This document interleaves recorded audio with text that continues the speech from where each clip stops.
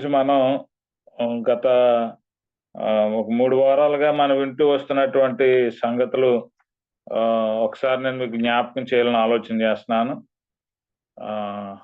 మొట్టమొదటిగా మనము ఆసియాలో ఉన్నటువంటి 7 సంఘాలకు రాయమని చెప్పినటువంటి ప్రభువైన యేసుక్రీస్తు వారి యొక్క మాటను భక్తుడైనటువంటి యోహాను పద్మాసు దీపంలో పరవశుడై అతనికి సూచించబడినటువంటి సంగతులను రాసి ఆయా స్థానిక సంఘాలకి పంపించినటువంటి పరిస్థితుల్ని మనం వినగలుగుతూ ఉన్నాము. మొదటగా మనము ఎఫెసీలో ఉన్నటువంటి సంఘాన్ని గురించినటువంటి సంగతులు తెలుసుకోవడం జరిగింది. అలాగే రెండవది స్మరణలో ఉన్నటువంటి సంఘాన్ని గురించి తెలుసుకోవడం జరిగింది. మూడవది పెర్గములో ఉన్నటువంటి సంఘాన్ని గురించి కొన్ని విషయాలు మనం నేర్చుకోవడం జరిగింది. ఈరోజు సార్దీస్లో ఉన్నటువంటి సంఘాన్ని గురించినటువంటి విషయాలు మనం వినగలుగుతూ ఉన్నాము. కాబట్టి అందరూ కూడా శ్రద్ధతో ఈ విషయాలని గ్రహించాలని, ఆలోచన చేయాలని, మరి అవి వినేటప్పుడు మనం ఉన్నటువంటి స్థానిక సంఘాలు ఎలాగున్నాయి, వాటి పరిస్థితులు ఎలాగున్నాయి, ఆ స్థానిక సంఘాల్లో పరిస్థితులు ఎలాగ మనం మార్చుకోవాలి, ఒకవేళ స్థానిక సంఘాలకి ఆయన మనకి ఏదైనా ఈ ప్రకటన గ్రంథంలో ఉన్నటువంటి 7 సంఘాలలో ఉన్న ఏదో ఒక సంఘం పోలి మన సంఘం ఉందా లేదా, ఒకవేళ ఉంటే అది ఎలాంటి పరిస్థితుల్లో ఉంటుంది, దాన్ని ప్రభు కోరినట్టుగా మనం ఎలా ఉంచుకోవాలి అనేటువంటి విషయాల్ని మనం ఎక్కువగా తెలుసుకోవడానికి ఈ విషయాలు చాలా ఉపయోగకరంగా ఉంటాయి అనేది నా ఉద్దేశం ఉంది. అంతేకాకుండా పరిశుద్ధాత్ముడు కూడా ప్రస్తుతం ఉన్నటువంటి సంఘాలు దేవుని సంకల్ప ప్రకారంగా ఉన్నాయా లేదా, దేవుని ఉద్దేశాలని అనుసరిస్తున్నాయా లేదా, ఒకవేళ దేవుని ఉద్దేశం, దేవుని యొక్క ప్రణాళిక లేదా దేవుని సంకల్ప ప్రకారంగా లేకపోతే దాన్ని ఎలాగో సరి చేసుకోవాలి అనేటువంటి విషయాల్ని ఆయన ఈ పత్రిక ద్వారా మనకి తెలియజేస్తా ఉన్నాడు. అంటే ఈ ప్రకటన గ్రంథంలో ఉన్నటువంటి ఈ 2-3 అధ్యాయాల ద్వారా ఆ విషయాలు మనం వింటున్నాం. కాబట్టి మనం అందరం చాలా జాగ్రత్త కలిగి ఆ దేవుని యొక్క వాక్యాన్ని వినాలి, దాన్ని అభ్యసించవలసిన అవసరం ఉందనే విషయాన్ని నేను మీకు ఒకసారి జ్ఞాపకం చేస్తాను. ఇకపోతే మనము 3వ అధ్యాయంలోకి వెళుతున్నాం ఈరోజు. అంటే రెండో అధ్యాయంలో మనం 3 సంఘాల గురించినటువంటి సంగతులు విన్నామని నేను మీకు జ్ఞాపకం చేశాను. అవేంటి? ఎఫెసు సంఘము, స్మరణలో ఉన్న సంఘము, అలాగే తుయతైరాలో ఉన్నటువంటి సంఘము, అలాగే పెర్గములో ఉన్నటువంటి సంఘాన్ని గురించి మనం వినడం జరిగింది. అయితే ఈరోజు మనం మరొక విషయాన్ని విందాం. ముందుగా సార్దీసులో ఉన్న సంఘాన్ని గురించి విని ఆ పై వారం మనం తుయతైరాలో ఉన్నటువంటి సంఘాన్ని గురించి మనం వినటానికి ప్రయత్నం చేద్దాం. యాక్చువల్గా తుయతైరాలో ఉన్నటువంటి సంఘాన్ని గురించి 2వ అధ్యాయంలో చెప్పబడింది. సార్దీసులో ఉన్న సంఘాన్ని గురించి 3వ అధ్యాయంలో చెప్పబడింది. అయితే నేను తుయతైరాలో ఉన్న సంఘాన్ని గురించి ఒకసారి ఆఫ్ చేసి సార్దీసులో ఉన్నటువంటి సంఘాన్ని గురించి నేను మీకు తెలియచెప్పాలన్న ఆలోచన కలిగి ఉండడం జరిగింది. అది ఎందుకు ఏంటి అనేది నేను నెక్స్ట్ వీక్ మీకు తెలియచేయడానికి ప్రయత్నం చేస్తాను. ఈరోజు మనం ప్రకటన గ్రంథం 3వ అధ్యాయం 1 నుంచి 6 వచనాలు చదువుకుని అక్కడ ఉన్నటువంటి సంగతులను తెలుసుకోవడానికి ప్రయత్నం చేద్దాం. నేను చదువుతున్నాను, దయతో అందరూ కూడా మీరు రాసుకోగలిగిన వాళ్ళు రాసుకోండి, వినగలిగిన వాళ్ళు వినండి, బైబిల్ చూడగలిగిన వారు చూడండి, సమయాన్ని వృధా చేయొద్దు అనేటువంటి విషయాన్ని మీకు జ్ఞాపకం చేస్తున్నాను. 1వ వచనం, సార్దీస్లో ఉన్న సంఘదూతకు ఇలాగు రాయము, 7 నక్షత్రములను 7 ఆత్మలను గలవాడు చెప్పు సంగతులు ఏవనగా, నీ క్రియలను నేను ఎరుగుదును. అవి ఏవనగా, జీవించుచున్నావన్న పేరు మాత్రం ఉన్నది గాని నీవు మృతుడివే. నీ క్రియలు నా దేవుని ఎదుట సంపూర్ణమైనవిగా నాకు కనబడలేదు కనుక జాగరూకుడివై చావనయున్న మిగిలిన వాటిని బలపరచుము. నీవెలాగూ ఉపదేశం పొందుతావో, ఎలాగూ వింటువో జ్ఞాపకం చేసుకుని దానిని గైకొనుచు మారు మనసు పొందుము. నీవు జాగరూకుడివై ఉండని ఎడల నేను దొంగవలె వచ్చేదను, ఏ గడియ నీ మీదకు వచ్చేదనో నీకు తెలియదు. అయితే తమ వస్త్రములను అపవిత్రపరుచుకొనిన కొందరు సార్దీసులోని యొద్ద ఉన్నారు. వారు అర్హులు గనుక తెల్లని వస్త్రములు ధరించుకొని నాతో కూడా సంచరించెదరు. జయించేవాడు అలాగున తెల్లని వస్త్రములు ధరించుకొను. జీవ గ్రంథములో నుండి అతని పేరు ఎంత మాత్రం తుడుపు పెట్టబడక నా తండ్రి ఎదుటనో ఆయన దూతల ఎదుటనో అతని పేరును ఒప్పుకొను. ఆత్మ సంఘములతో చెప్పుచున్న మాట చెవిగలవాడు వినుగాకని ఆయన మనకి ఇక్కడ ఇలా తెలియజేసి ఉన్నారు. అయితే ఇక్కడ సార్దీసులో ఉన్నటువంటి సంఘాన్ని గురించి మనం వినేట ప్రయత్నం చేస్తున్నప్పుడు ఒక ప్రాముఖ్యమైన విషయాన్ని ఇక్కడ మనం గమనించాలి. ఏంటనంటే సార్దీసులో ఉన్నటువంటి సంఘమట ఆ సంఘాన్ని గురించి ఆయన ఏమని ఉద్ఘాటించారు, ఏమని తెలియజేస్తున్నారనంటే, జీవించుచున్నావన్న పేరు మాత్రం ఉంది, కానీ మృతుడివే అని ఆయన తెలియజేశారు. అంటే ఫస్ట్‌గా మనం ఇంట్రడక్షన్‌లో ఈ మొట్టమొదటి పాయింట్ వింటున్నాం. అంటే మీరు రాసుకునే వాళ్ళు ఇంట్రడక్షన్ అని రాసుకోండి. ఇంట్రడక్షన్‌లో ఫస్ట్ పాయింట్ అనమాట. ఒకటని యేసుకొని అక్కడ మీరు రాసుకోవాల్సింది ఏంటంటే, జీవించుచున్నావన్న పేరు ఉంది, కానీ మృతుడివే అని చెప్పాడు. అంటే వీళ్ళు ఎలాంటి మృతులు అనేది మనం తెలుసుకోవాలి. యాక్చువల్‌గా వీళ్ళు భౌతిక సంబంధమైన మృతులు కాదు వీళ్ళు. సార్దీసులో ఉన్న సంఘం భౌతిక సంబంధమైన మృతులు కాదు వీళ్ళు. ఆత్మ సంబంధమైన మృతులు. అంటే వీళ్ళు సార్దీసులో ఉన్న సంఘంలో సభ్యులు. అంటే జీవం కలిగినటువంటి వ్యక్తులు. జీవాన్ని పెంచుకోవలసినటువంటి వ్యక్తులు.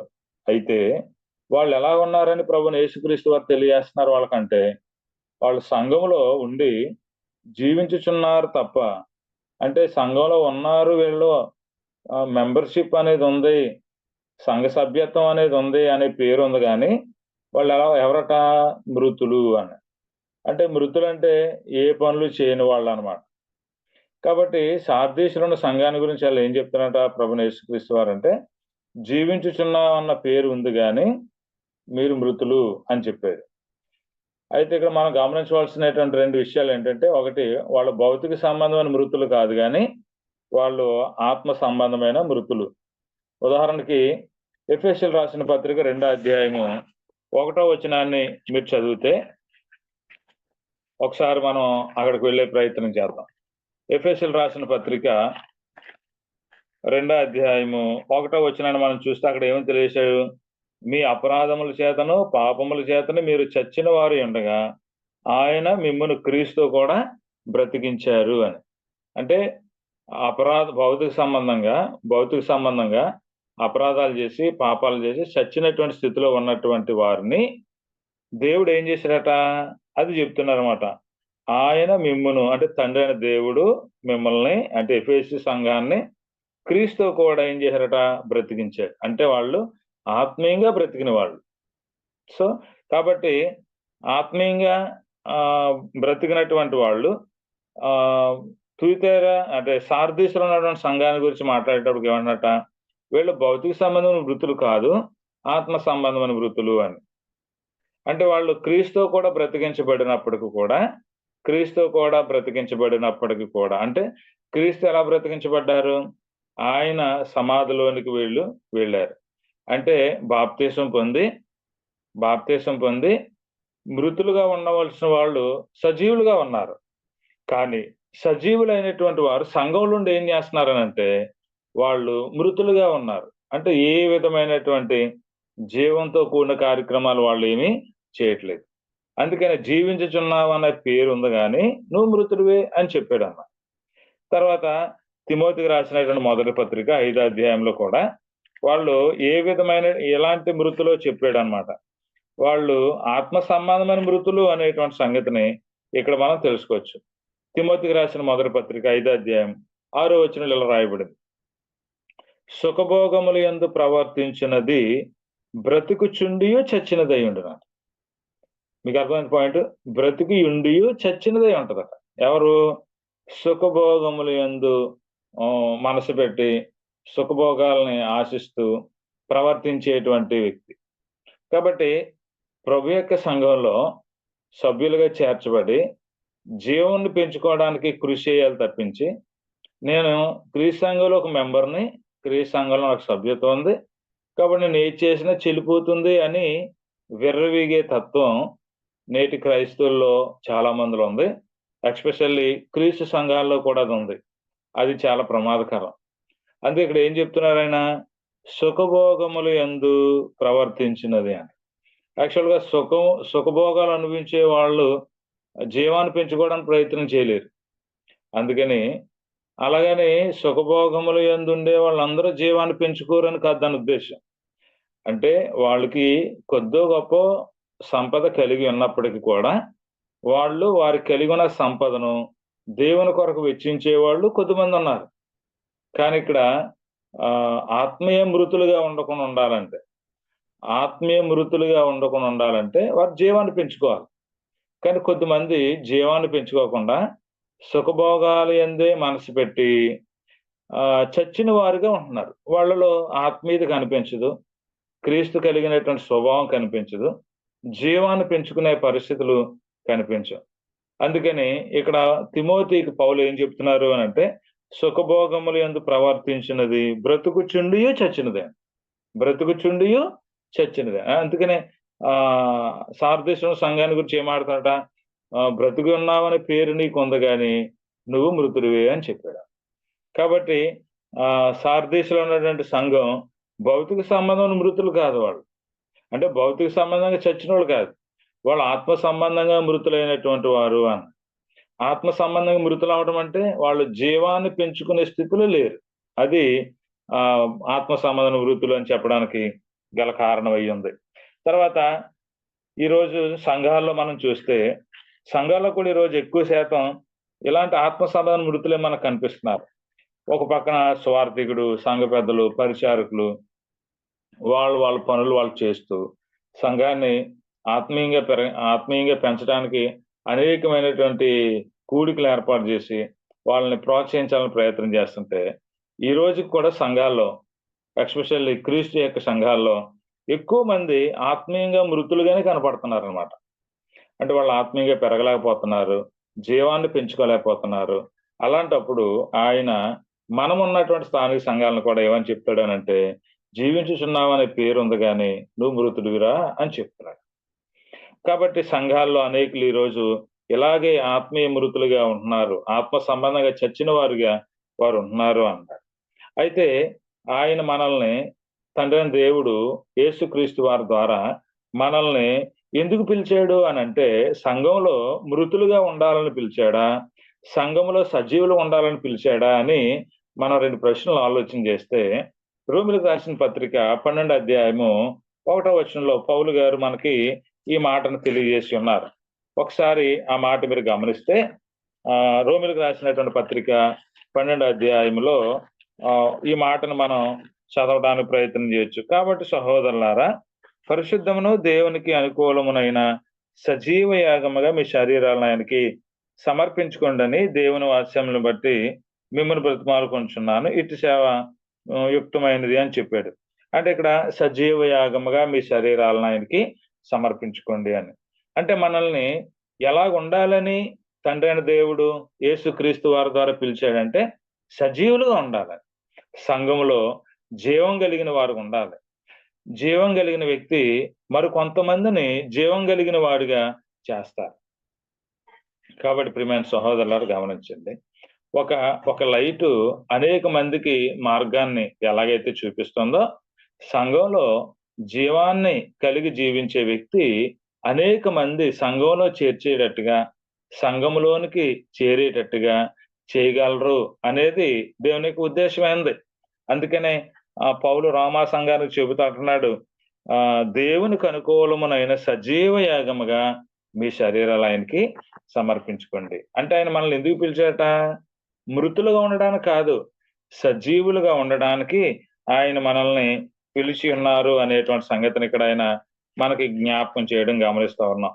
పేతురు రాసినటువంటి మొదటి పత్రికలో కూడా మనల్ని ఆయన సజీవులుగా ఉండడానికే ఆయన పిలిచారు అనేటువంటి మాటని ఇక్కడ కూడా ఆయన మనకు తెలియజేసే ప్రయత్నం చేస్తా ఉన్నారు. పేతురు రాసిన మొదటి పత్రిక 2వ అధ్యాయము 4-5 వచనాలు మీరు చూస్తే అక్కడ ఇలా తెలియజేశారు. ఏమనంటున్నారట?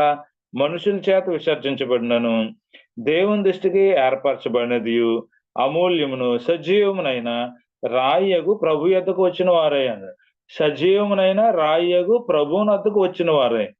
యేసుక్రీస్తు ద్వారా దేవునికి అనుకూలములకు ఆత్మ సంబంధమైన బలులు అర్పించుటకు పరిశుద్ధ యాజకులు ఉండునట్లు మీరు సజీవమైన రాళ్ల వలె ఉండి ఆత్మ సంబంధమైన మందిరంగా కట్టబడుతున్నారు అని చెప్పాడు. అంటే ఇక్కడ కూడా పౌలు ఏం చెప్తున్నాడు? మీరు సజీవమైన రాళ్ల వలె ఉండే. అంటే మనల్ని ఎలాగ ఉండాలని ఆయన పిలిచాట? జీవము కలిగి, సజీవమైనటువంటి వారుగా ఉండాలని, లేదా సజీవులుగా ఉండాలని ఆయన మనల్ని పిలిచి ఉన్నారు. కాబట్టి మనం గమనించాల. ఈరోజు సంఘంలో ఒక సభ్యుడిగా, ఒక సభ్యురాలుగా నువ్వెలాగున్నావు? నేనెలాగున్నాను? జీవం కలిగి ఉంటున్నానా? సజీవంగా ఉంటున్నానా? అంటే ఇతరులని జీవింపజేసేవారుగా ఉంటున్నానా? ఇతరులు దేవునిలో మరింత ఎక్కువగా ఆత్మీయంగా పెరిగేటట్టుగా చేస్తున్నానా? లేదా అనేది మనము పరీక్షించుకోవాల్సిన అవసరత ఉంది. కానీ సార్దీస్‌లోని సంఘాన్ని గురించి ప్రభువైన యేసుక్రీస్తు వారు ఏం మాట్లాడారంటే, జీవించుచున్నావన్న పేరు ఉంది గాని నువ్వెవరివట? మృతుడివే అని చెప్పారు. ఈరోజు మన స్థానిక సంఘాలలో మన పరిస్థితి ఎలాగుంది?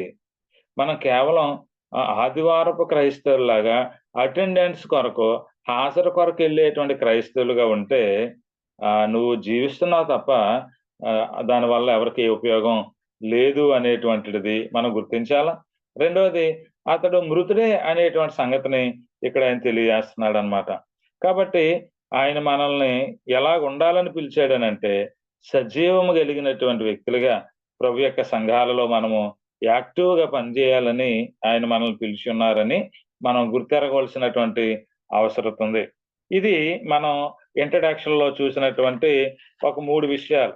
ఏంటా 3 విషయాలు? ఒకటి, భౌతికమైన మృతులు కాదు. వాళ్ళు ఆత్మ సంబంధమైన మృతులుగా ఉన్నారు అనేటువంటి సంగతిని. రెండోది, సంఘములో అనేకులు ఇలాగే ఆత్మ సంబంధమైన మృతులుగానే ఉన్నారు అనే విషయాన్ని. అలాగే దేవుడు మనల్ని సజీవులుగా ఉండడానికే పిలిచాడు తప్ప మృతులుగా ఉండడానికి పిలవలేదు అనే విషయాన్ని మనం చూసాం. ఇకపోతే లెసన్‌లోకి మనం వెళ్ళేటప్పుడు ఇక్కడ ప్రకటన గ్రంథం 3వ అధ్యాయము మనం చూస్తే అక్కడ ఆయన ఏమని తెలియజేస్తున్నారట? సార్దీస్‌లో ఉన్న సంఘాన్ని గురించి మాట్లాడుతూ ఏమంటున్నాడంటే, నీ క్రియలను నేను ఎరుగుదును అని అన్నాడనమాట. అంటే సార్దీస్‌లో ఉన్న సంఘం యొక్క క్రియలు యేసుక్రీస్తుకి తెలుసు. రెండవ వచనం మీరు చూస్తే అంటాడు, నీ క్రియలు నా దేవుని ఎదుట సంపూర్ణమైనవిగా నాకు కనబడలేదు అని చెప్పాడు. అంటే సార్దీస్‌లో ఉన్నటువంటి సంఘ సభ్యుల యొక్క క్రియలు యేసుక్రీస్తుకి యేసుక్రీస్తుకి దేవుడు తండ్రి, నా దేవుని ఎదుట అంటాడు. అంటే నా దేవుని ఎదుట అనేది యేసు ప్రభు యొక్క మాట అది. అంటే యేసుక్రీస్తు యొక్క దేవుడెవరు? ప్రభు అయినటువంటి యేసుక్రీస్తు యొక్క దేవుడెవరు? యెహోవా. కాబట్టి ఇక్కడ ఆయన ఏం చెప్తున్నారు? నా దేవుని ఎదుట సంపూర్ణమైనవిగా నాకు కనబడలేదు అంటాడు. అంటే మన క్రియలు సంఘములో ఉండేటువంటి మన క్రియలు, మనం చేసే పనులు దేవుని ఎదుట సంపూర్ణమైనవిగా ఉన్నాయా లేదా అనేది ఎవరికి తెలుసట? యేసుక్రీస్తుకి తెలుసు. అందుకని ఏమంటాడు? నాకు కనబడలేదు అన్నాడు. అంటే సార్దీస్‌లో ఉన్నటువంటి సంఘము యొక్క క్రియలు యేసుక్రీస్తుకి తెలుసు అనేటువంటి సంగతిని ఇక్కడ ఆయన మనకు తెలియజేశాడు. ఎలా కనబడలేదట క్రియలు అంటే, సంపూర్ణంగా కనబడలేదట. అంటే సార్దీస్‌లో ఉన్నటువంటి సంఘం యొక్క క్రియలు సంపూర్ణంగా అవ్వలేదట. సంపూర్ణం కాలేదట. అందుకని వాళ్ళు చాలా జాగ్రత్తగా ఉండాలి. అంటే క్రియలు సంపూర్ణమైనవనుకోండి, జాగ్రత్తగా ఉండకపోయినా నష్టం లేదు. కానీ వారి క్రియలు దేవుని ఎదుట సంపూర్ణమైనవి కాలేదు గనుక సార్దీస్‌లో ఉన్న సంఘము దేవుని ఎదుట చాలా జాగ్రత్త కలిగి ఉండాలి. ఎంతటి జాగ్రత్త కలిగి ఉండాలంటే అక్కడ అంటున్నాడు, చావనయున్న అనే పదం వాడాడు. అదే రెండవ వచనంలో మీరు చూస్తే, చావనయున్న మిగిలిన వాటిని వాళ్ళు ఏం చేయాలట? బలపరుచుకోవాల. ఒకవేళ కొన్ని క్రియలు చచ్చాయి. చచ్చిపోగా కొన్ని మిగిలాయట. అవి కూడా భవిష్యత్తులో చనిపోయే ప్రమాదం ఉంది. కాబట్టి జాగ్రత్త వహించాల. ఉదాహరణకి ఈ మధ్య కాలంలో డెంగ్యూ ఫీవర్స్ ఎక్కువ వస్తా ఉన్నాయి. డెంగ్యూ ఫీవర్స్ వచ్చినప్పుడు ఆటోమేటిక్‌గా ప్లేట్‌లెట్స్ పడిపోతున్నాయి. రక్త కణాల సంఖ్య తగ్గిపోతా ఉంది. ఉదాహరణకి ఒక వ్యక్తికి 1,50,000 నుంచి 2,00,000, 3,00,000, 4,00,000 వరకు ఉండాలి. కానీ డెంగ్యూ ఫీవర్ వచ్చినప్పటికి 1,50,000 నుంచి 1,30,000, 1,20,000, 1,90,000కి పడిపోతా ఉన్నాయి. అంటే ఇప్పుడు డాక్టర్ దగ్గరికెళ్ళిన వెంటనే ఏం చెప్తాడు మనకి? డెంగ్యూ పాజిటివ్ వచ్చింది. 1,00,000కి వచ్చేసినాయి ప్లేట్‌లెట్స్. అంటే సుమారు ఒక 50,000, 60,000 చనిపోయాయి. చనిపోగా మిగిలిన లక్షని నువ్వు కాపాడుకోవాలంటే నువ్వు మెడిసిన్స్ తీసుకోవాలి. ఫుడ్ మెయింటెనెన్స్ చేయాలి. జాగ్రత్త పాటించాలని చెప్తాడు. అందుకనే పేషెంట్ ఏమవుతున్నాడనంటే హాస్పిటల్‌కెళ్ళి అడ్మిట్ అయ్యి డాక్టర్స్ ఇచ్చేటువంటి ప్రికాషన్స్ తీసుకొని ఆ మెడిసిన్ తీసుకుంటే మినిట్ మినిట్ అబ్జర్వేషన్‌లో ఉండి ఒక 3, 4 డేస్ వరకు హాస్పిటల్‌లో ఉంటే లక్షకు పడిపోయినటువంటి ఆ ప్లేట్‌లెట్స్ కౌంటింగు 4 డేస్ అయ్యేటప్పటికి 1,80,000, 1,90,000 అలా పెరుగుతా ఉన్నాయన్నమాట. అంటే ప్రాబ్లమ్ వచ్చినప్పుడు చనిపోతున్నాయి. సరైనటువంటి ట్రీట్మెంట్ తీసుకుంటే, సరైన వైద్యం తీసుకుంటే ఆటోమేటిక్‌గా అయి పెరుగుతా ఉన్నాయన్నమాట.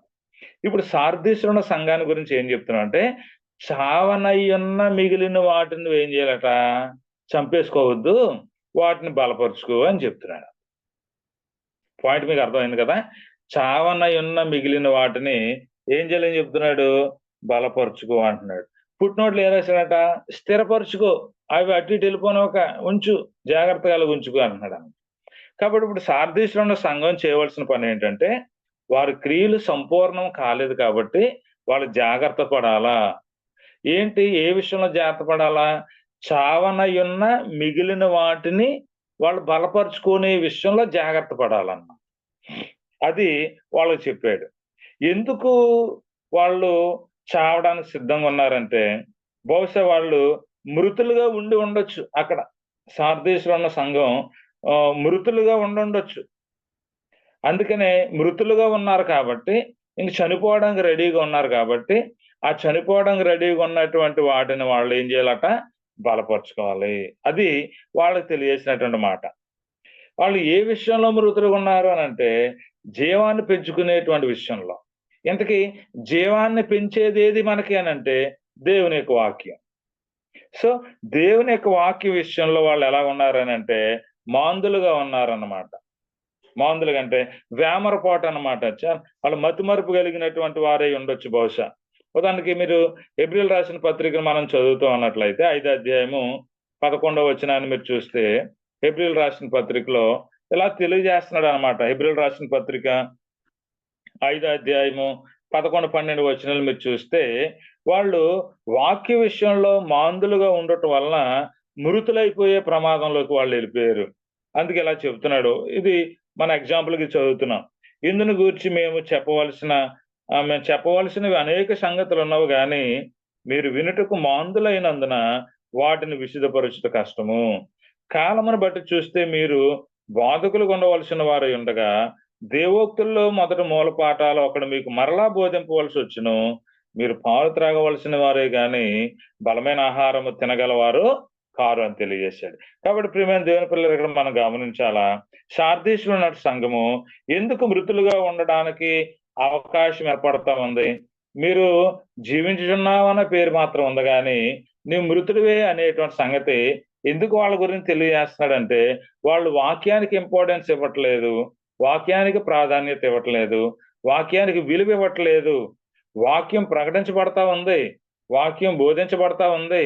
వాక్యం అందరి మదిలోనికి వెళ్తా ఉంది. కానీ, వాళ్ళు వేమరపాట్లు ఉన్నారు. మాందులు. అంటే వాక్యానికంత ఇంపార్టెన్స్ ఇవ్వట్లేదు. కాబట్టి ఆయన తెలియజేశాడు 11వ వచనంలో. మేము తెలియచేయడానికి మేము చెప్పవలసినవి చాలా సంగతులున్నాయి. కానీ మీరు వినటానికి మనసు పెట్టట్లేదు అని చెప్పాడు. సో,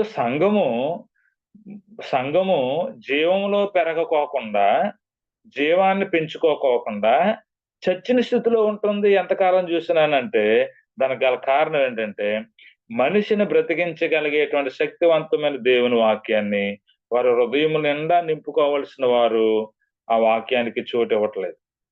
కాబట్టి ఆళ్ళకి ఏమని తెలియజేశాడు అనంటే, వాక్యం విషయంలో మీరెలా ఉన్నారు అనంటే, మాందులుగా ఉన్నారు అని తెలియజేశాడు. అంటే వాళ్ళల్లో వాక్యానికి ఇవ్వాల్సినటువంటి ఆ ప్రయారిటీ ఇవ్వట్లేదు. అంటే దానర్థం ఏంటి? ఆసక్తి తగ్గిపోతుంది. సంఘంలో ఉండేటువంటి సభ్యులకి ఎస్పెషల్లీ మనం ఇక్కడ ఏం చదువుతున్నాం? సార్దీస్‌లో ఉన్న సంఘాన్ని గురించి చదువుతున్నాం. అంటే సార్దీస్‌లో ఉన్నటువంటి సంఘము వాక్యానికి ఇంపార్టెన్స్ ఇవ్వట్లేదు. కారణం ఏంటంటే, దేవుని వాక్యం వినే విషయంలో వాళ్ళకి ఆసక్తి తగ్గిపోతా ఉంది. ఈరోజు ఈరోజు ప్రజెంట్ మన స్థానిక సంఘాల్లో కూడా విశ్వాసులైనటువంటి వారికి దేవుని వాక్యం వినాలని ఆసక్తి లేదు. ఎక్కడో కొద్దిమంది కనిపిస్తున్నారు ఆసక్తిగా దేవుని వాక్యం వినేవాళ్ళు. అలాంటి వాళ్ళ కొరకే ప్రయాసపడవలసి వస్తుంది. ఈరోజు ప్రతి స్థానిక సంఘంలో దేవుని వాక్యం మీద ఆసక్తి తగ్గే ప్రజలు ఇంకా ఉన్నారు. అలాంటి వారి గురించి అంటున్నాడు, నీవు జీవించుచున్నావు అనే పేరుంది గాని నువ్వు మృతుడివే అని చెప్పేసాడు.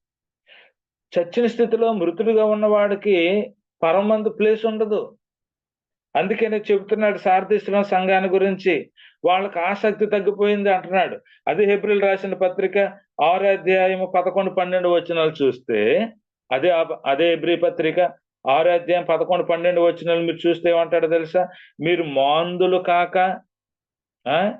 మాందులు కాక విశ్వాసము చేతను ఓర్పు చేతను వాగ్దానములను స్వతంత్రించుకొని వారిని పోలి నడుచుకున్నట్లుగా మీలో ప్రతివాడును మీ నిరీక్షణ సంపూర్ణమగు నిమిత్తము మీరిది వరకు కనుపరిచిన ఆసక్తిని తుదమట్టుకు కనుపరచవాలని అపేక్షిస్తున్నాను అని అంటాడు. అంటే మీ ఆసక్తి తగ్గిపోకూడదు.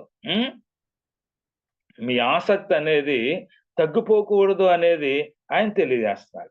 కాబట్టి సార్దీసులో ఉన్నటువంటి సంఘంలో ఉండేటువంటి సభ్యులు దేవుని యొక్క వాక్యము వినడం వల్ల వాళ్ళు జీవంలో పెరుగుతారు, మృతులుగా ఉండరు.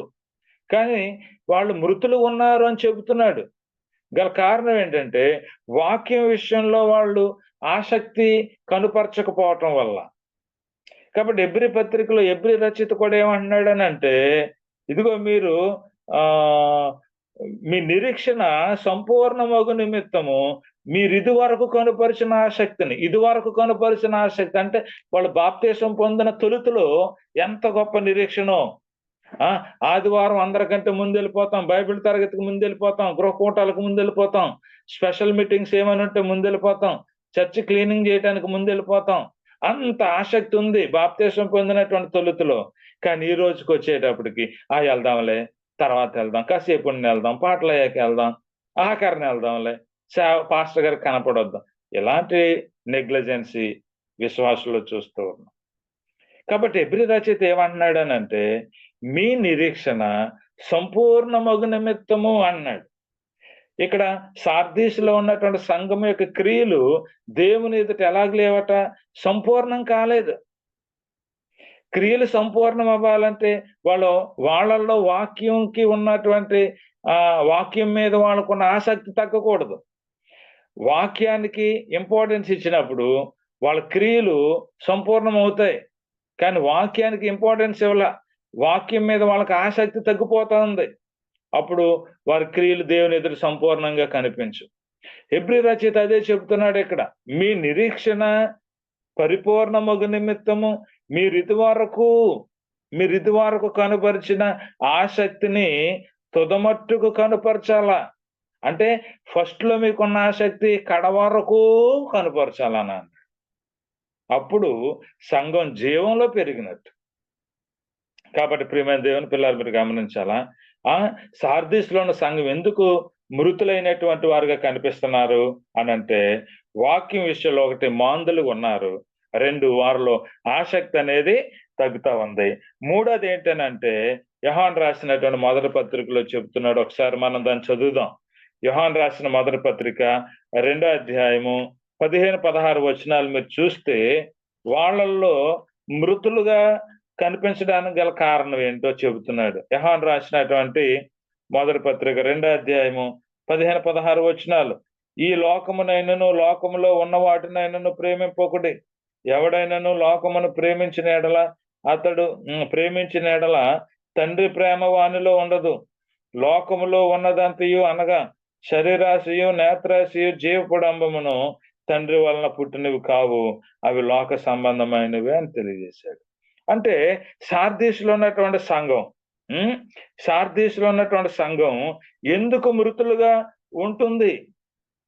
సార్దీసులో ఉన్న సంఘం ఎందుకు మృతులుగా ఉంటుంది అని అంటే, వాక్యం విషయంలో మాందులుగా ఉన్నారు, వాక్యం విషయంలో వాళ్ళ ఆసక్తి తగ్గిపోతా ఉంది. మూడోది ఏంటనంటే, లోకస్తులతో ఎక్కువగా సహవాసం కలిగి ఉంటున్నారు. వాళ్ళు సంఘస్థులతో కాదు వాళ్ళ సహవాసం, లోకస్తులతో సహవాసం చేస్తున్నారన్నమాట. కాబట్టి లోకస్తులతో సహవాసం చేయటం వల్ల వారిలో ఆసక్తి తగ్గిపోతుంది దేవుని వాక్యం వినే విషయంలో.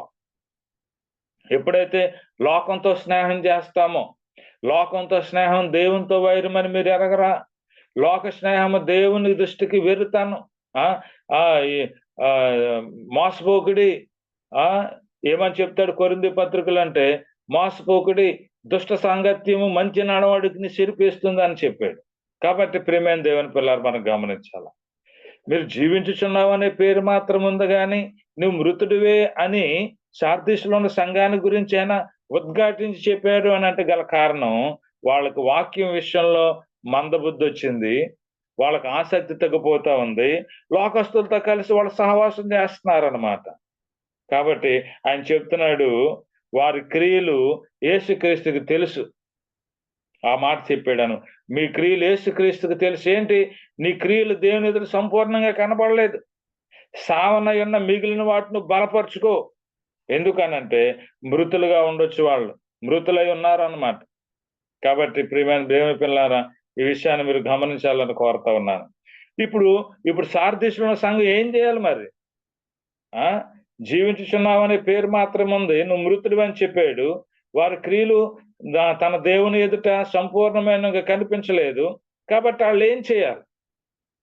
వాళ్ళు ఏం చేయాలని అంటే చెబుతున్నాడు. మీరు 3వ అధ్యాయంలోకి వస్తే వాళ్ళు ఏం చేయాలో చెప్తున్నాడు. 3వ వచనంలో చదువుతున్నాను. నీవెలాగ ఉపదేశం పొందితువో, ఎలాగ వింటువో జ్ఞాపకం చేసుకొని దాన్ని గైకొనుచు మారు మనసు పొందుము అని చెప్పాడు అన్నమాట. ఇప్పుడు వాళ్ళు ఏం చేయాలనంటే, వాళ్ళకి ఎలాంటి ఉపదేశము ఉపదేశించబడిందో అది వాళ్ళు జ్ఞాపకం చేసుకోవాల్సి వచ్చింది. వాళ్ళు ఉపదేశించవలసినటువంటి సంగతి అంటే, వాళ్ళు ఎప్పుడైతే ఉపదేశం పొందారో, ఆ ఉపదేశము పొందినటువంటి ఆ ప్రారంభ దినపు ఉపదేశములను వాళ్ళు ఏం చేయాలట?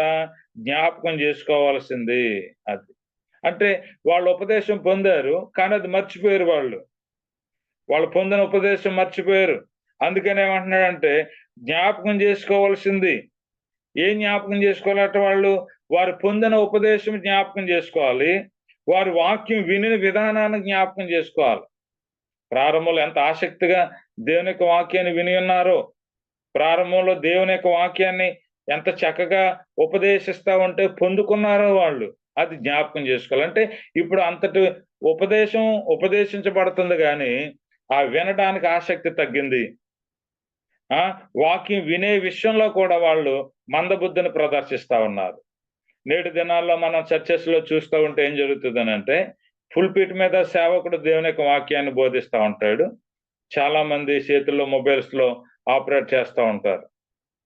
అంటే వాక్యం వినే విషయంలో వాళ్ళకి ఆసక్తి తగ్గిపోతాను. ఒక పక్కన వాక్యం చెప్తూ ఉంటే ఒక పక్కన మొబైల్ చూస్తూ ఉంటారు. ఒక పక్కన వాక్యం చెబుతూ ఉంటే ఒక పక్కన పక్క వాళ్ళతో మాట్లాడుతూ ఉంటారు. ఒక పక్కన వాక్యం చెబుతూ ఉంటే బయట నుంచి ఫోన్ ఇస్తే ఫోన్ ఎట్టుని బయటకు వెళ్ళిపోతున్నారు. సంఘాలలో ఉండేటువంటి విశ్వాసుల్లో దేవుని యొక్క వాక్యం వినే విషయంలో ఆసక్తి తగ్గిపోతా ఉంది. కాబట్టి వాళ్ళ క్రియలు దేవుని ఎదుట సంపూర్ణంగా కనిపించట్లేదు. కాబట్టి ఇప్పుడు వాళ్ళు ఏం చేయాలంటే, మరలా ప్రారంభంలో ఎలాగ దేవుని యొక్క వాక్యాన్ని వినేవాళ్ళు జ్ఞాపకం చేసుకోవాలి, వారు పొందిన ఉపదేశాన్ని జ్ఞాపకం చేసుకోవాలి, ప్రారంభంలో వాళ్ళు వాక్యాన్ని ఎలాగ విన్నారో దాన్ని కూడా వాళ్ళు గమనించుకోవాల్సిన అవసరం ఉంది. అలాగా ఆ ఉపదేశాన్ని జాగ్రత్తగా జ్ఞాపకం చేసుకుంటూ, వాళ్ళు వాక్యం వినిన విధానాన్ని వాళ్ళు జ్ఞాపకం చేసుకుంటూ, మరి వాళ్ళు ఏం చేయాలని అన్నాడని అంటే 3వ వచనంలో, జ్ఞాపకం చేసుకొని దానికి కొంచెం మారు మనసు పొందాలని చెప్పాడు అన్నమాట. వాడు ఏం చేయమంటాడు? మారు మనసు పొందాల. అయ్యో, నేను ఇంతవరకు చాలా శ్రద్ధాశక్తులతో వాక్యం వినేదాన్ని, కానీ గత కొద్ది సంవత్సరాలుగా దేవుని వాక్యాన్ని సరిగా వినడం లేదు, దేవుని వాక్యానికి అంత విలువ ఇవ్వట్లేదు, జీవాన్ని పెంచుకోవడానికి ఏమీ కార్యక్రమాలు చేయట్లేదు. కాబట్టి ఇప్పుడు నేను మారు మనసు పొందాలా. ఎందుకంటే నేను చచ్చిన స్థితిలో ఉంటే, మృతులుగా ఉంటే పరలోకంలో చోటు నాకు ఉండదు. కాబట్టి నేను ఇప్పుడు మారు మనసు పొందాలని వాళ్ళు నిర్ణయం తీసుకోవాలి. మారు మనసు పొందాలి తప్ప మళ్ళీ బాప్తిసం పొందన్నాను కాదు. ఈరోజు నేటి దినాల్లో క్రీస్తు సంఘంలో కూడా చాలా మంది డైరెక్టర్స్ అనబడే వాళ్ళు ఏం చేస్తున్నారని అంటే, మాకు చాలా గొప్ప వాక్యం తెలుసు, చాలా వాక్యం తెలుసు అని చెప్పుకునేటువంటి చాలా మంది ఏం చేస్తున్నారంటే, వాడు స్టార్టింగ్‌లో క్రీస్తు సంఘంలో బాప్తిసం పొందుతాడు. ఈ మధ్యలో ఎవరో పెద్ద డైరెక్టర్ తగులుతా ఉంటాడు. అతని దగ్గర దేవుని వాక్యాన్ని వింటున్నాడు. విన్న తర్వాత, "అయ్యా నేను ప్రారంభంలో ఇలా వాక్యాన్ని వినలేదండి. నేను మరలా బాప్తిసం పొందుతానంటే" సిగ్గు లేకుండా ఈళ్ళు కూడా బాప్తిసం ఇస్తున్నారు. అది చాలా బాధాకరం. అతడు బాప్తిసం పొంది క్రీస్తు సంఘంలోనే. ఆ తర్వాత అతడు పరిపక్వతలోకి రాలేదు. అతడు లోకస్తులోనే బ్రతికాడు. క్రీస్తు సంఘంలో బాప్తిసం పొందుండి లోకస్తుల్లోనే బ్రతికిపోయాడు. కానీ అతడు హృదయం మార్చబడింది. కాబట్టి ఇప్పుడు నేను మళ్ళా బాప్తిసం పొందుతానంటే ఇచ్చేస్తున్నారు. గ్రంథం అలా చెప్పలేదు. రెండోసారి క్రీస్తు సంఘంలో బాప్తిసం పొందిన వాడికి రెండోసారి మళ్ళీ క్రీస్తు సంఘంలో బాప్తిసం అని గ్రంథం ఎక్కడ చెప్పలేదు. అలాగైతే మరిక్కడ మీరు మారు మనసు పొందండి అని ఎందుకంటాడు? మీరు గమనించాలా? అపోస్తల కార్యాల్లో పేతురు, యోహానులు వాక్యం చెప్పుకుంటూ పోయారు. గారడీ సిమోను ఒకడు కనిపిస్తా ఉంటాడు. వాడు గారడీ విద్యలు చేసుకుంటూ పోతున్నాడు. అతడు పౌలు పేతురు, యోహానులు చేసినటువంటి అద్భుతాలు చూశాడు. నా దగ్గరున్న శక్తుల కంటే వీళ్ళ దగ్గరున్న శక్తులు చాలా గొప్పవనుకున్నాడు. ఎమ్మటనే వాడి దగ్గరున్నవన్నీ కాల్చి పాడేశాడు. బాప్తిసం పొందేశాడు. బాప్తిసం పొందేసి ఏమడిగాడు? మీ దగ్గర ఉన్నటువంటి వరాన్ని నాకివ్వండి, డబ్బులిస్తా అన్నాడు. అంటే నెత్తి మీద చేసుకుంటే అద్భుతాలు జరుగుతున్నాయి. సో, ఇలా నేను ఎవడి నెత్తి మీద చేయి పెడితే అద్భుతాలు జరిగేటట్టుగా మీ దగ్గరున్న వరం నాకివ్వండి, నేను నీకు డబ్బులిస్తానన్నాడు. అప్పుడు వాళ్ళేం చెప్పారు? నీ హృదయం దేవుని ఎదుట సరైనది కాదు. ఆఫ్‌కోర్స్ నువ్వు బాప్తిసం పొందావు. అంతకు ముందే బాప్తిసం పొందాడు. బాప్తిసం పొందాడు. క్రీస్తు సంఘంలోకొచ్చాడు. కానీ వాళ్ళేం చెప్తున్నారక్కడ? అపోస్తలులు ఏం చెప్పారు? నీ హృదయం దేవుని ఎదుట సరైనది కాదు. కాబట్టి నువ్వు ఇంకోసారి బాప్తిసం పొందని అన్నారా? అనలా. నువ్వు మారు మనసు పొందని చెప్పాడు. కాబట్టి ప్రియమైన దేవుని పిల్లలారా, మనం దేవుని వాక్యాన్ని మిస్‌లీడ్ చేయకూడదు. ఈరోజు క్రీస్తు సంఘాల్లో కొంతమంది, అందరూ కాదు, కొంతమంది వాళ్ళు ఇలా చేస్తున్నారు. మళ్ళీ బాప్తిసం ఇస్తున్నారు క్రీస్తు సంఘాల్లో, మళ్ళీ బాప్తిసం. It's not wrong. అది బిబ్లికరంగా అది కరెక్ట్ కాదు. కాబట్టి ఇక్కడ ఏమని చెప్తున్నాడు సార్దీస్‌లో ఉన్న సంఘానికనంటే, మీరు మారు మనసు పొందాలా. మారు మనసు పొందండి అని చెప్పాడు. తర్వాత ఇంకో మాట ఏం చెప్పాడంటే, జాగ్రత్తగా ఉండాలని చెప్తున్నాడు వాళ్ళకి. జాగరూకుడివై జాగరూకుడివై అని 3వ వచనంలో చెప్తున్న మాట. నీవు జాగరూకుడివై ఉండని యెడల నేను దొంగ వలె వచ్చేదని అంటున్నాడు. నువ్వు జాగ్రత్తగా ఉండాలా. జాగరూకుడివై ఉండాలి. చాలా జాగ్రత్తగా ఉండాలా.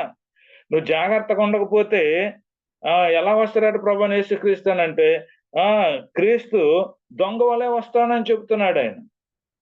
ఆయన దొంగ వలె వస్తాడు. ఆయన ఏ గడియలో వస్తాడో ఎవరికి తెలీదు.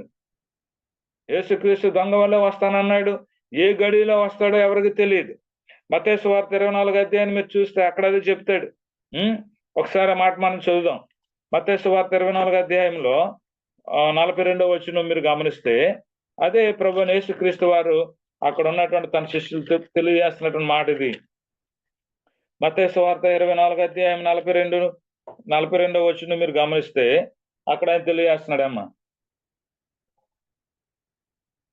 ఏమని తెలియజేశాడు ఇక్కడ? 42వ వచనం నుంచి ఇలా రాయబడింది. కావున ఏ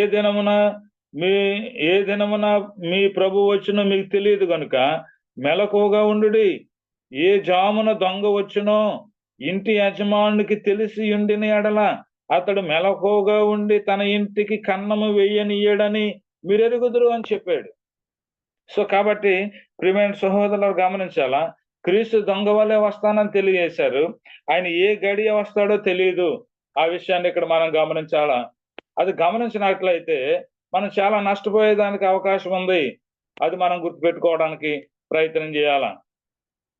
సో కాబట్టి ప్రియమైనటువంటి దేవుని పిల్లలారా ఇక్కడ గమనించాలా. సార్దీసులో ఉన్నటువంటి సంఘము ఎలాంటి పరిస్థితుల్లో ఉందనంటే, వారు జీవించున్న అనే పేరు ఉంది గాని వారు మృతులు అనేటువంటి విషయాన్ని వాళ్ళకి జ్ఞాపకం చేశాడు. ఈ రోజుకి సంఘంలో కూడా కొంతమంది అట్లానే ఉన్నారనే విషయాన్ని మనం గమనించవలసిన వారమే ఉన్నాం. సో కాబట్టి వాళ్ళు ఏం చేయాలని చెప్పబడుతుంది. సంఘములో ఉన్నటువంటి కొందరు బానున్నారు. కొందరు ఏం చేయాలనంటే తమ వస్త్రములను అపవిత్రపరుచుకున్నటువంటి వారు ఉన్నారు. అది ఆయన తెలియజేశాడు. ఆయన 4వ వచనం మీరు చూస్తే అక్కడ ఏమంటున్నాడంటే, అయితే తమ వస్త్రములను అపవిత్రపరుచుకుని కొందరు సార్దీసులోని యొద్ద ఉన్నారు అనే మాట తెలియజేశాడు. అంటే సార్దీసులో ఉన్నటువంటి సంఘంలో తమ వస్త్రాలను అపవిత్రపరుచుకుని వారు ఉన్నారు అనే మాట తెలియజేశాడు. అంటే కొందరు, అందరూ కాదు, కొంతమంది అపవిత్రత కలిగి ఉన్నారు. కాబట్టి వాళ్ళు ఏం చేయాలనంటే వారు తమ విశ్వాసాన్ని కాపాడుకోవాలి. ఏం చేయాలా? కాపాడుకోవాలి. అది చెప్తున్నాడు. ఎందుకు అని అంటే వీరు అర్హత గలవారు గనుక. అది మాట చెప్పాడు అక్కడ చూడండి. అయితే తమ వస్త్రములను అపవిత్రపరుచుకొనిన తమ వస్త్రములను కొనిన కాదు, అపవిత్రపరచుకొనని కొందరు సార్దీసులోని యొద్ద ఉన్నారు. అంటే విశ్వాసంగా బ్రతికే వాళ్ళు ఉన్నారు కొంతమంది సార్దీసులో. కాబట్టి వాళ్ళు ఏం చేయాలా? వాళ్ళు అర్హులు, వాళ్ళు అర్హత కలిగినటువంటి వారు కనుక వాళ్ళు తెల్లని వస్త్రములు ధరించుకొని క్రీస్తుతో పాటు సంచరిస్తారు.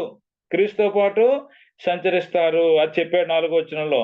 కొందరు సార్దీసులోని యొద్ద ఉన్నారు, వారు అర్హులు గనుక తెల్లని వస్త్రములు ధరించుకుని నాతో కూడా సంచరిస్తారు అని అంటున్నాడు ప్రభువైన యేసుక్రీస్తు. ఎక్కడ వాళ్ళు తెల్లని వస్త్రాలు ధరించుకుని క్రీస్తుతో పాటు సంచరిస్తారని అంటే ఆ పరలోక పట్టణంలో. కాబట్టి ఆ పరలోకమైన మహాపట్నంలో క్రీస్తుతో పాటు సంచరించడానికి వాళ్ళు అర్హత కలిగినటువంటి వారని తెలియజేస్తున్నాడు.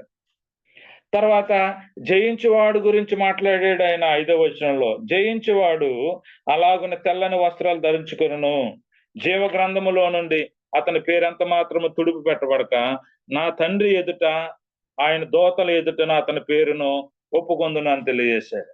కాబట్టి జయించేవాడు గురించి ఏం మాట్లాడుతున్నాడు అని అంటే జయించిన వాడు తెల్లని వస్త్రాలు ధరించుకుంటాడు అని చెప్పాడు.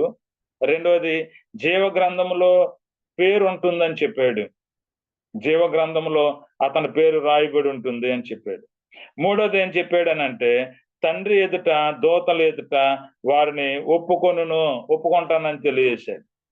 తండ్రి ఎదుట ఆయన దూతల ఎదుట ఆ తెల్లని వస్త్రములు ధరించుకున్నటువంటి వ్యక్తిని జీవ గ్రంథంలో ఎవరి పేరైతే ఉంటుందో ఆ వ్యక్తిని నేను ఎరుగుదును అని ప్రభువైన యేసుక్రీస్తు వారు తెలియజేసిన మాట. మత్తయి సువార్త 10వ అధ్యాయము 32వ వచనాన్ని మీరు చూసినట్లయితే అదే చెప్పాడు అక్కడ ఆయన. మత్తయి సువార్త 10వ అధ్యాయము 32, 33 వచనాలు మీరు చూస్తే అక్కడ ఏం తెలియజేస్తున్నాడు తెలుసా? ఆ మనుషులు ఎదుట నన్ను ఒప్పుకుని వాడెవడో పరలోకమందున నా తండ్రి ఎదుట నేను వానిని ఒప్పుకొందును, మనుషులు ఎదుట ఎవడు నన్ను ఎరుగనను వానిని పరలోకమందున నా తండ్రి ఎదుట నేనును ఎరుగనందును అని చెప్పాడు. కాబట్టి ప్రియమైన సహోదరులారా, జయించిన వాడు తెల్లని వస్త్రాలు ధరించుకుంటాడు, జీవ గ్రంథంలో అతని పేరు ఉంటుంది, తండ్రి ఎదుట వాని దూతల ఎదుట యేసుక్రీస్తు ఆ వ్యక్తిని ఒప్పుకుంటాడు. కాబట్టి సార్దీసులో ఉన్న సంగమా ఏమి అనంటే నువ్వు జీవించుచున్నావు అనే పేరు మాత్రం ఉంది కానీ నీ మృతుడివి అని తెలియజేశాడు. ఈరోజు మన స్థానిక సంఘాలు, ఆ సంఘాల్లో ఉన్న విశ్వాసులుగా మనము జీవించుచున్నామనే పేరే ఉందా, జీవం కలిగి జీవిస్తున్నామా లేదనేది ఎవరికి వాళ్ళు స్వపరీక్ష చేసుకోవాలా. ఒకవేళ మనలో ఏదైనా చిన్న తప్పిదాలు ఉంటే ఆయన మనకి ఇచ్చినటువంటి గొప్ప అవకాశం ఏంటంటే మారు మనసు పొందేటువంటి అవకాశం ఇచ్చాడు. మారు మనసు పొంది ఆ మొదటి క్రియలు చేయాలా, ఆ ఉపదేశాన్ని మరలా జాగ్రత్తగా అన్వయింపు చేసుకోవాలా, వాక్యానికి విలువ ఇవ్వాలా, ఆసక్తి కలిగి ఉండాలని మీకు తెలియజేస్తూ ఇంతవరకు ఈ మాటలు వినడానికి మీరు చూపించిన ఆసక్తికి మీకు వందనాలు తెలియజేస్తే మాటలు ముగిస్తున్నాను. మరి నాకు ఎలాంటి అవకాశం ఇస్తున్నటువంటి సోదరులు సూర్యతేజ గారికి కూడా ప్రత్యేకంగా నా వందనాలు తెలియజేస్తే మాటలు ముగిస్తున్నాను. అందరికీ వందనాలు.